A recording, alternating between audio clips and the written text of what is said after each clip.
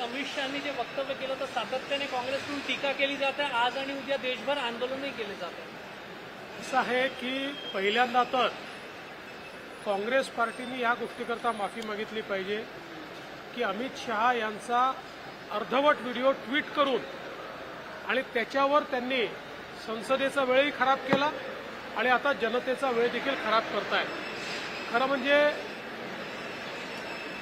संसदेमध्ये बोलत असताना ज्या प्रकारे माननीय मोदीजींनी काँग्रेस पक्षाला एक्सपोज केलं आणि कशा प्रकारे भारतरत्न डॉक्टर बाबासाहेब आंबेडकरांना आणि भारतातल्या संविधानातल्या आरक्षणाला देखील नेहरूजींचा, इंदिराजींचा आणि संपूर्ण गांधी घराण्याचा वारंवार विरोध राहिला आहे, हे पूर्ण पुराव्यासहित ज्यावेळेस जगासमोर मोदीजींनी आणलं, त्यामुळे काँग्रेस पार्टी अशा प्रकारे आता नाटक करण्याचं काम करते आहे।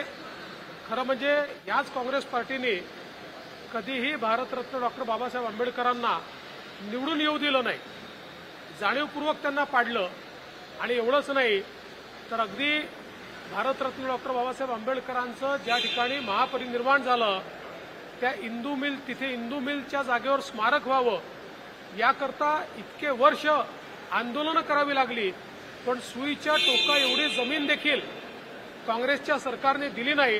पण मोदीजी प्रधानमंत्री झाल्यानंतर आणि मी मुख्यमंत्री झाल्यावर त्यांच्याकडे गेलो, 3 दिवसामध्ये 2000 कोटी रुपयाची जमीन ही राज्य सरकारला दिली आणि आता त्या ठिकाणी स्मारक होत आहे। लंडनमध्ये ज्या ठिकाणी बाबासाहेब शिकले त्या ठिकाणी ते घर लिलावात निघालं होतं। काँग्रेसच्या सरकारकडे अनेक संघटनांनी मागणी केली की हे घर लिलावात जाऊ देऊ नका, त्यांनी लक्ष दिलं नाही। पुन्हा आमचं सरकार आल्यानंतर ते घर आम्ही घेतलं। महू असो, दीक्षाभूमी असो, अलीपूर रोड असो, प्रत्येक ठिकाणी भारतरत्न डॉक्टर बाबासाहेब आंबेडकरांच्या स्मृती जपण्याचं काम हे मोदी सरकारने आणि भाजपने केलेलं आहे।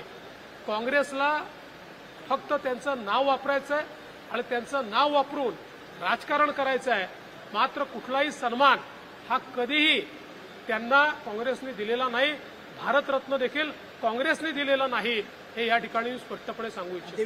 सुप्रियाताईंनी म्हटलं की महाराष्ट्रात भीती वाटते राहायला बीड आणि परभणीच्या घटनांमुळे। मला असं वाटतं की महाराष्ट्र हा देशातल्या कुठल्याही राज्यापेक्षा सेफ राज्य आहे। खरं म्हणजे प्रत्येक घटनेचं इतकं राजकीयकरण हे शोभत नाही। त्यांना केवळ राजकारण करायचं आहे, त्यांना जाती जातीमध्ये विद्वेष तयार करायचे आहे, तेवढंच त्यांचं काम। 8,500 गावांपैकी 6,150 गावांची अंतिम जी आणेवारी आली आहे ती ओला दुष्काळाच्या दृष्टीने मागणी होत आहे। असं आहे की आपल्या इथे स्टँडिंग आदेश आहे, त्यामुळे जी काही त्या ठिकाणी आणेवारी आली असेल त्या अंतिम आणेवारीच्या आधारावर आपल्या स्टँडिंग आदेशाप्रमाणे पुढची कामं होती। वाल्मिक कराडला अटक करा, गुन्हा दाखल करा आणि बीडचं पालकमंत्रीपद तुम्ही घ्यावं, सुरेश दसांनी। असं आहे की बीडचं पालकमंत्रीपद कोणी घ्यायचं या संदर्भात अजितदादा, मी आणि शिंदेसाहेब आम्ही ठरवू। त्या संदर्भात ते कोणी घ्यावं, कोणाला द्यावं हे आम्ही ठरवू, पण बीडमध्ये कोणाचीही दादागिरी आम्ही चालू देणार नाही।